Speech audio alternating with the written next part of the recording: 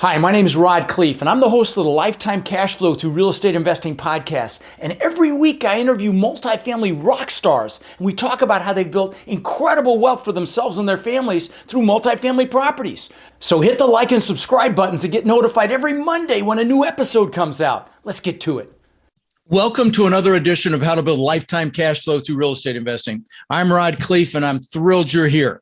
And I know you're going to get a lot of value from the dynamic individual we're interviewing today. His name is Jorge Contreras, and Jorge has just created something pretty impressive with the whole Airbnb environment. And I'll tell you, you might be thinking, okay, what does that have to do with multifamily? Well, it could really be a saving grace in some situations if you've got an asset that's positioned well enough, and we'll have Jorge talk about what that might look like, where you can actually throw some furniture in and Airbnb the thing. So anyway, welcome to the show, brother. Thanks, man. Truly appreciate it. It's truly an honor to be here on this podcast with you. Well, that's kind of you to say that. So, why don't you tell a little bit of your story? Let's start there. Give a little, much better intro than I did, and talk about who you are and bring us current. Yeah, absolutely, man. So I actually started my very first business when I was 20 years young. I actually became a professional dancer. I was teaching Latin dance all over the world, had this festival, this nightclub. But One of the problems, right, Rod, is that I was running my business like a job. I was that self-employed person. If I wanted done right, I have to do it myself. I was wearing all the hats. So I was essentially like still trading time for money. I always refer to it as my job. And I was working like 14, sometimes 16 hours a day. And I started to have these back issues where I herniated my disc in my L5S1, got to the point where I couldn't dance, and I couldn't work out, then I couldn't run, then I couldn't walk. And then I was just laid on the floor, and I had to have back surgery. And the doctor said it was a 50-50 chance I'd ever walk again. Wow. And that really inspired me to look for another way of creating income in a way where I didn't have to trade time for money. And that's really how I came across the book, Rich Dad, Poor Dad. Started reading the book, went to the seminars, invested in my education. And in 2012, I started to buy real estate. In 2019, I started the Airbnb business in 2017 with properties that I already own. That was a low-hanging fruit. But then in 2019, I discovered this strategy where you didn't have to buy the real estate. And at the time, I just wanted to replace my business income. And so I learned that subleasing, or the arbitrage model, was like the quickest way to basically start making passive income with no down payments, no closing costs. And of course, as we started to build that business, we accelerated our capital, which then allowed us to go and buy more real estate. And here we are now. Okay. No, I love it. That was really short and sweet. I expected you to go a little longer than that. And because I read your bio, and there was a lot of other stuff in there that was interesting, but with your dad and stuff like that. And you really, did some interesting things there that, but they're probably not relative to what we're talking about here. But so talk about how, dig a little deeper on the business model. So let's say somebody, let's talk about, somebody just doesn't have hardly any money, right. But they want to make money. They want to get out of the rat race. They, talk about this arbitrage model, sure. Where you go and I guess you lease a place, and just give us some Absolutely. A little more detail. So the subleasing model is essentially, Rod, where we rent a property, get permission in writing from the owner, and then we launch it as a short-term rental. And just like anything, right, you're going to need the first month deposit, some furniture. And yes, you're not getting appreciation, depreciation, no cost seg, none of that, because you don't own the real estate. But for people that just want to get their feet wet, they want to get started and just start somewhere, this is a great way to really just invest for cash flow. And then once they become financially free and replace their 9-to-5, then they can go into buying and, getting all those other benefits that they currently don't. So, first month deposit, rent, and they can basically get their feet wet and get started. Yeah. And then, of course, yeah. And, they don't have to buy all their furniture brand new, so let's take it through the steps here a little bit. Let's go a little deeper. So, sure. You contact somebody that's got a place for rent. I imagine, there's got to be some sales involved to convince somebody that, to have a turnstile type tenant situation in their home. And I'm sure you get quite a bit of pushback. What do you do to mitigate that pushback with a homeowner that, you're going to try to convince them to do Airbnb? Talk about some of the strategy to mitigate that. Yeah. Great question. One of the things that I learned is they want to work with whoever they feel is like the most credible person, right? Mm. So when I show up, I got an 800 credit score, strong financials, references, and I present myself in a very, professional manner. And really like the three biggest objections is, are they going to get like, if we didn't make money, right, would we still be able to pay the rent? But we have access to some softwares, right? They're MashVisor and AirDNA, and they're basically like comps. So we can look at the existing performance of short-term rentals in the area, similar in bedrooms, bathrooms, square footage, amenities, location. And if those properties are making double or more than what I'm going to rent the property for, then I know I don't have to worry about, not making money. So we tell them I understand you don't have to worry about it, but how do you show the seller? Absolutely. So we will tell them that we're going to set up the property on auto pay. And obviously we got a contract. So that's like the biggest thing. And sometimes they might ask for a second deposit on the higher end properties. Okay. So we're very, flexible to make sure that they feel like peace of mind, because after a few months, if they had any concerns, they're kind of like, all right, it's been working. And so far we've renewed like 100% of our leases since we started the subleasing side, 3+ years ago. Okay. All right. All right. So you rent the place. Obviously you got to put furniture in, bedroom furniture, the beds, the nightstands, the kitchen furniture, the table, the couch, TVs. What other things do you do to make, and this, of course, guys, this applies to a unit as well. So it's the same answers here would apply to one of your units in a small multi or even a large multi. So what are you doing to set yourself apart besides the furniture? So one of the things that we do is we want to create a staycation experience. And this actually helped us, during the pandemic. So all of our properties have like a pool or sometimes both a jacuzzi and also like a game room. So like a pool table, foosball table, like large Jengas.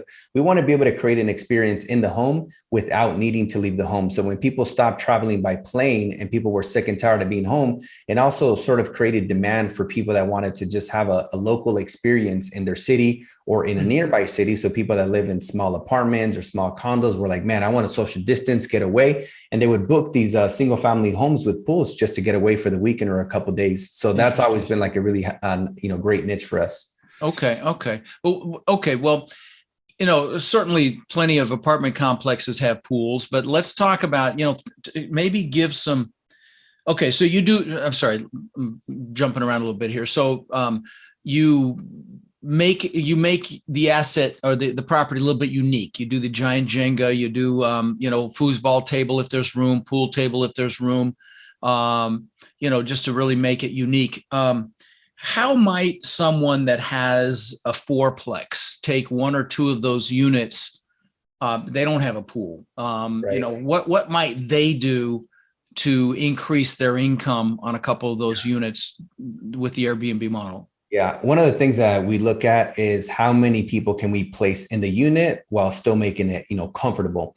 And so we always look at like, okay, in a hotel, let's say it's like a 2-2, right? And maybe if there's a group of 6 people wanting to come to the area, they're coming to a conference, maybe a multifamily event with, for Rod Khleif's boot camp, right. 6 people, might pay, $200-$300 a night. They're probably going to need 2 rooms. Now they're looking at $400 to $600 a night. But if we have this 2-2 unit, maybe we charge $250, host up to 6 people, and at 20 nights, times 250, like that's already $5,000. It might be double whatever the fair market rent is. So that's how do you get 6 people in a 2-2? Great question. So we'll take the larger bedroom and place 2 queen beds side by side, and then a queen in the other room or a king in the other room. And sometimes, a lot of people when they're traveling, right, probably like a bigger percentage of people when they travel, they're like, how can I save money?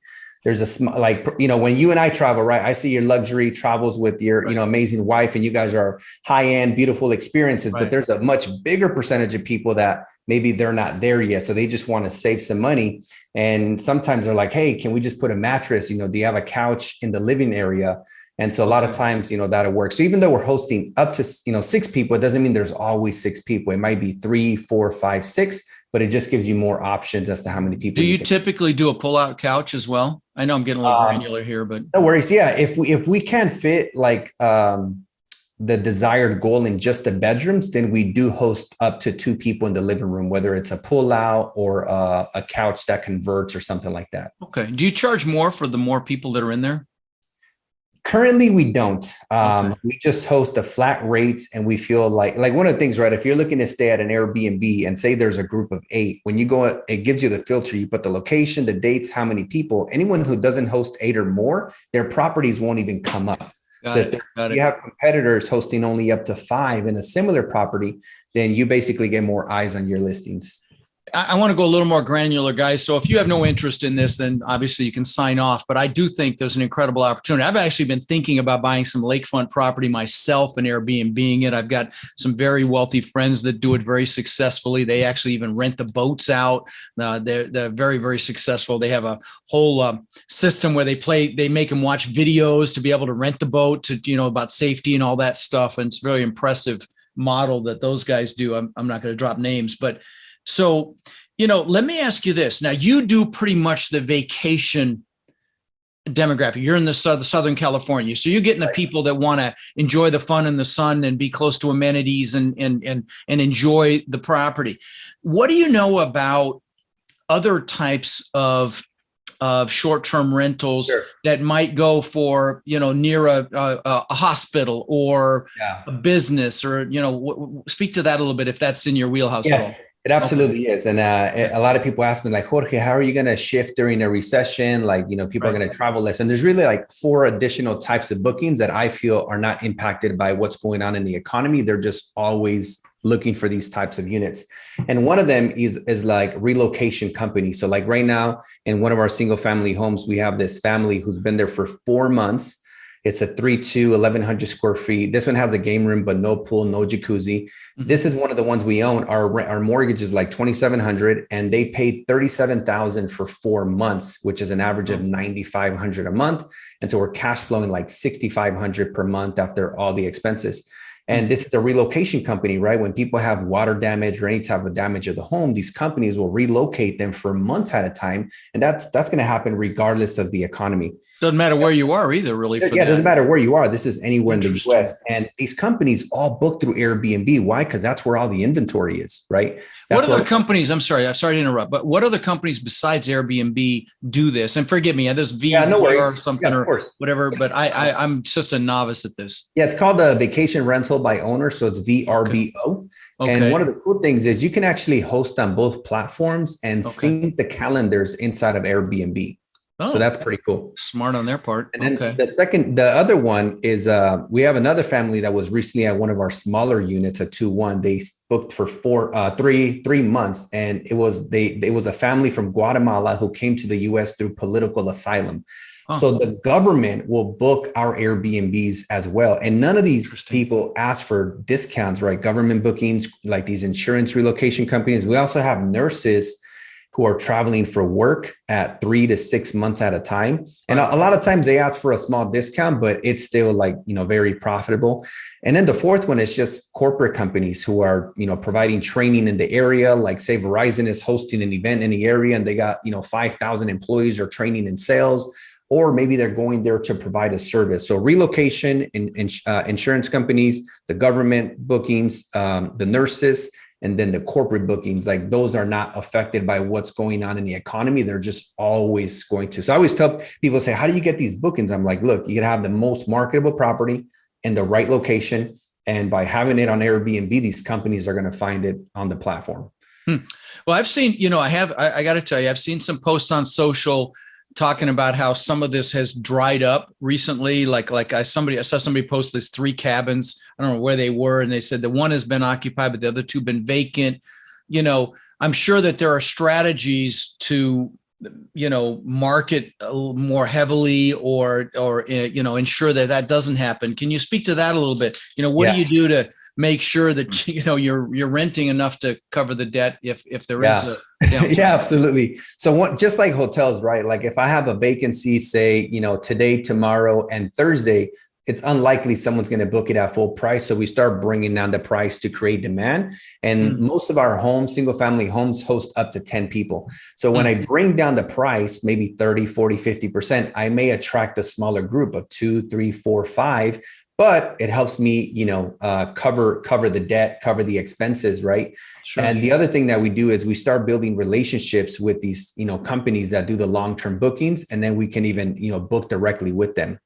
There's also a platform called Furnished Finder that is specifically used for traveling nurses. And then there's another one called like corporatehousing.com, which is again specific for companies who a lot of times book for 30 to 90 days.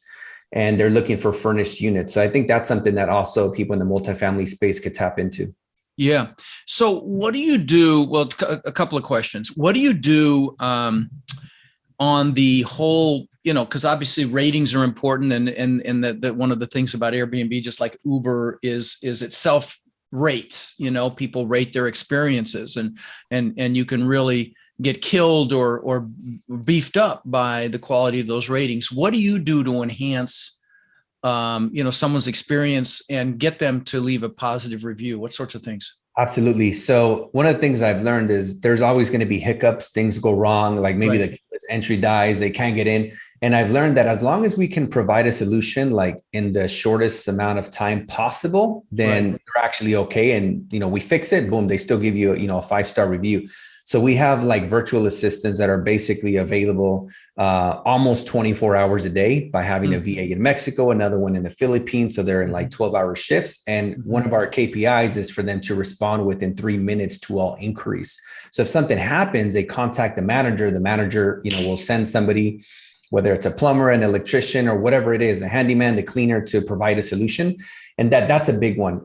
Just being able to, respond to all those inquiries, having great communication, and being able to provide solutions.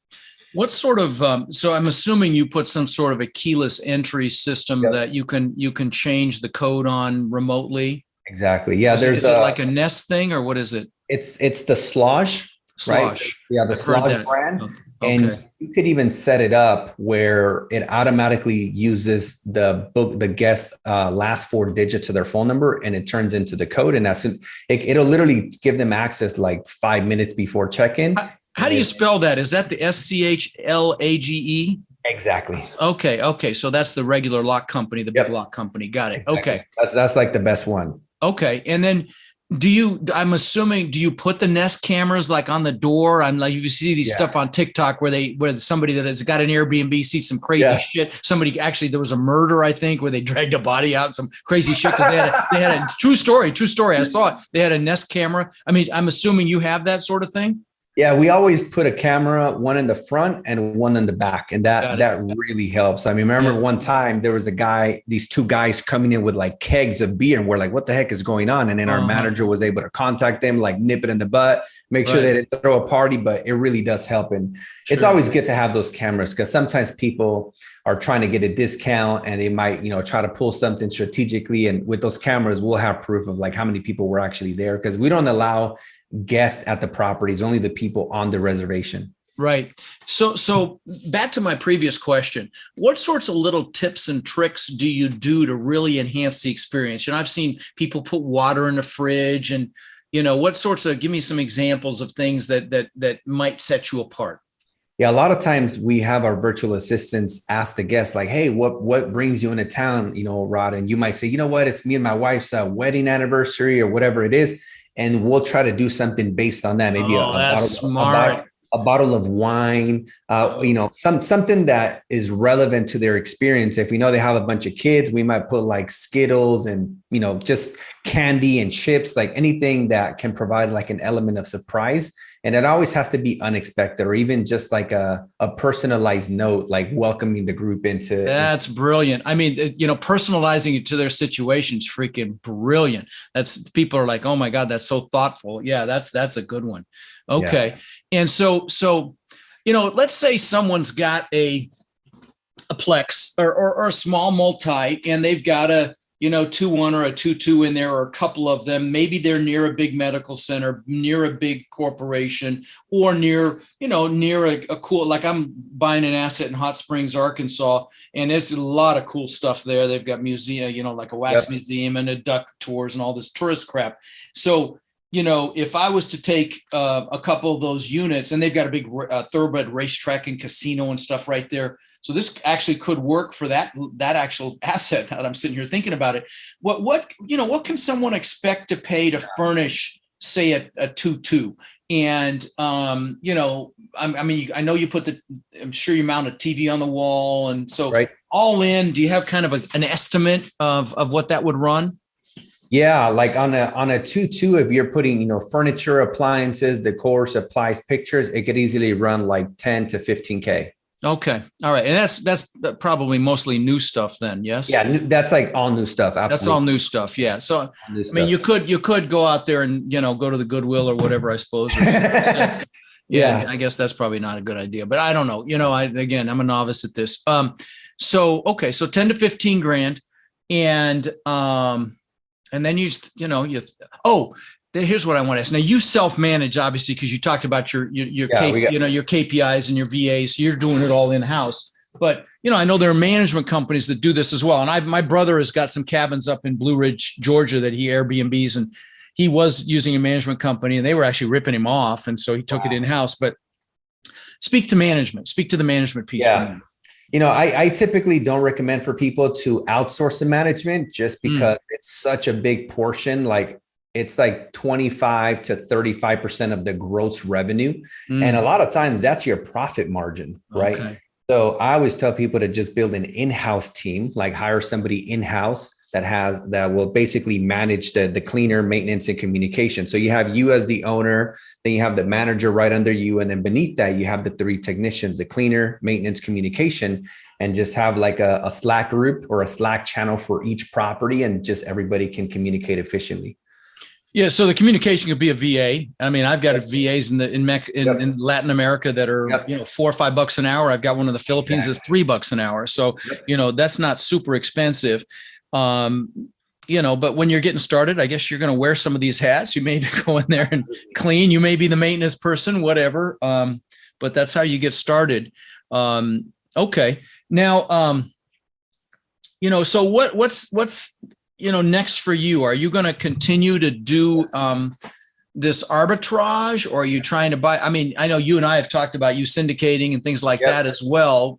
So speak to what's next, brother. Yeah, the 2 things is we're in escrow right now on like $1 million property in Joshua Tree, California, a great vacation destination. So we're constantly implementing both models, the purchasing model and the arbitrage model. And just like anything, right, eventually you run out of your own money. So the next game plan for us is to start, building a fund and start syndicating like little outdated hotels that we can renovate, do some value add. And the same thing with like multifamily. So we're looking at getting into like 10 to 20 unit hotel multifamily. And the idea would be to put most or all of them as short-term rentals, depending on the demand, and put the rest as long-term tenants. And this way we could raise the capital just like you do and the way you teach people. And this way, we could go bigger, better, faster, stronger. That's really interesting. I was listening to a Tim Ferriss interview with a guy that bought a hotel in Austin, Texas, and really turned it into this destination themed, cool, trendy, eclectic kind of place. And you just triggered that. I mean, if you get a small motel, the piece of crap on the side of the road, flat roof, but you really give it some character, maybe give it a theme, that might be really cool. Yeah. Just about 2 years ago, we were in San Antonio, and my partner and I stayed at this 8-unit, small multifamily, and they were all, like 20-foot ceiling, high end, new construction. And the guy was charging like $400 a night.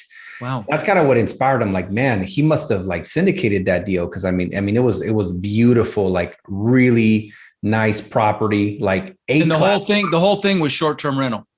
Everything. And I know, cause when you look on the Airbnb profile, you can see all their units, and it literally had unit 1, unit 2, all the way to 8. They all had like 2 parking spaces. I mean, honestly, the guy must have been making a killing just what the nightly rates were at 400 times. Even if he only did 20 nights, that's like $8,000 times 8 units. That's like $64,000 a month. I mean, it's crazy. So that has inspired us to start doing these small multifamily syndications and with the short-term rental model. Okay. What do you think about the idea of having maybe theme that you could hurt yourself with the theme too, I guess, if somebody wasn't interested in it. I think the themes would work. Like there's a lot of short-term rentals, for example, in Disneyland, like near Disneyland. And though they do a lot of themes like Mickey Mouse, Minnie Mouse for the kids. And I feel like it'll work in very specific destinations that makes sense. Relevant to why people are going there. Yeah, no, that makes sense. So what are your thoughts on this recession? I mean, Bank of America says we are technically in a recession. I think it's going to be, frankly, worse than people think it is. I mean, good for me because there's incredible opportunity coming. But what are your thoughts as it relates to your business? Yeah, that's a good question. I mean, what is it? Warren Buffett says, "When be greedy when people are fearful, when others are fearful, be greedy." So yep, that's I just used that on a YouTube video short because people are starting to become fearful. And there's, I mean, we've got, I'm sorry to interrupt, but I'll just interject something here. So, I've only bought one big asset in the last year, 296 units in San Antonio, actually. And I've been investing final on so many deals, and I'm like scratching my head when I see what they sell for. I'm like, and they're putting short-term bridge debt on. I'm just know what's going to hit the fan with a lot of those assets and properties. And, why did I bring that up? Oh, because in right now I'm in two for sure deals. I mean, two just happened. I mean, fantastic deals. That small one I was talking about in Hot Springs, and a large one in Nashville. And so it's just kind of crazy. Now it's already starting to happen, I guess, for me from an opportunistic standpoint. Absolutely. But let's get back to the Airbnb. Yeah. What are your thoughts there? Yeah, I mean, I was doing mortgage loans for Bank of America in 2008 during, the last recession. So I got to experience it. I was only like, 19, 20, but I clearly remember what happened.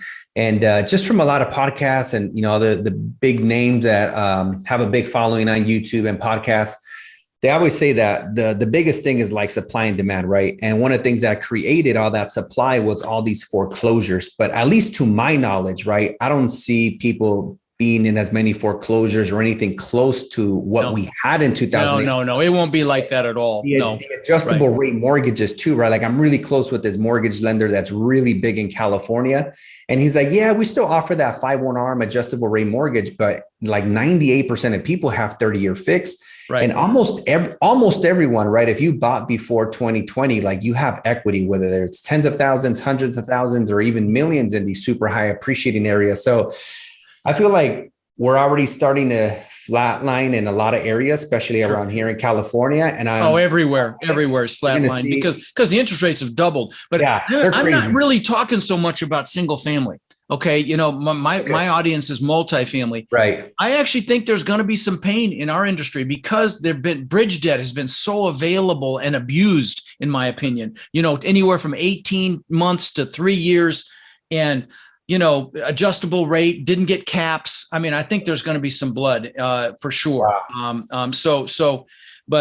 Well, let me give you a ray of light. Okay. And you can use this because I was just reading this and a lot of economists, well, not a lot. I read some economists are saying that this will be different in that people will stop buying stuff, but they still want the vacations. They still want to travel. They still want the services. So places like Vegas and honestly, frankly, the Airbnb business probably should do just fine through this particular recession. So that makes you feel any better. I wanted to see what your take was, but I have been reading that, just FYI. So yeah, that's really good. It's good to hear that from you. No, I mean, I read as much as I can. I got Forbes and Wall Street Journal and whatnot. And I remember reading that a couple of times that they think this one, that the services that people are actually leaving retail jobs and going over to the service industry because they need help, and the retail is going to, that will likely flounder. But anyway, so. Well, listen, brother, it's been a treat to see you. And, I know we've had a lot of back and forth on things. And I think we were talking about having you do an MC at one of my events. I think at one point we talked about that. Anyway, it's great to meet you face to face. And when's the next boot camp? The end of July, 29th, 30th, and 31st. There's still some tickets left, guys. And if you DM me on any social channel, you can still come for $197. It's kind of a duh because it's not a sales pitch for 3 days of training. And I know you've probably heard me say it on the intro for this episode, but by God, it's coming in this commercial business. I don't think it's going to be as much opportunity in the single family. There'll be deals for sure because it's ground to a halt because the interest rates have literally doubled. But in commercial multifamily, I think there's going to be a lot of deals and some real opportunity. Some economists say it's the greatest transfer of wealth in history could be coming right now. So, I'm getting excited. I'm not going to allow any fear. And I got to tell you, my story, George. I lost 50 million in 2008 and 9, and so I'm carrying around that pain a little bit psychologically. So I bounce back and forth a little bit, like, oh shit. But I'm, luckily I'm in really good shape and a lot of cash right now because I've been getting ready for this. Well, listen, I appreciate you coming on, my friend. It's a pleasure to meet you, and I'm sure we'll see each other soon. Thank you, Rod. Appreciate you having me. Have a good All one. right. Rod, I know a lot of our listeners are wanting to take their multifamily investing business to the next level. Now, I know you've been hard at work helping our Warrior students do just that using our ACT methodology, which is awareness, close, and transform. Can you explain to the listeners how they can get our help? You bet. Guys, we've been going nonstop for 3 years, building an amazing community of like-minded people. And our coaching students, which we call our Warriors, have had extraordinary results. They've purchased thousands and thousands of units. And last year, we did over 1,000 units with our students. And we're looking to grow this group and take it to the next level. We're looking for people who want to follow a proven framework that's really step by step, and then leverage our systems and network to raise equity, to find and close deals, and to build partnerships nationwide. Now, our Warrior community is finding success in any market cycle. So if you're interested in finding out more about how you can become more of our incredible network and take advantage of the incredible opportunities that are coming very soon, apply to work with us at mentorwithrod.com or text CRUSH to 72345, and we'll set up a call so you can check us out and we can check you out. That's mentorwithrod.com or text CRUSH to 72345.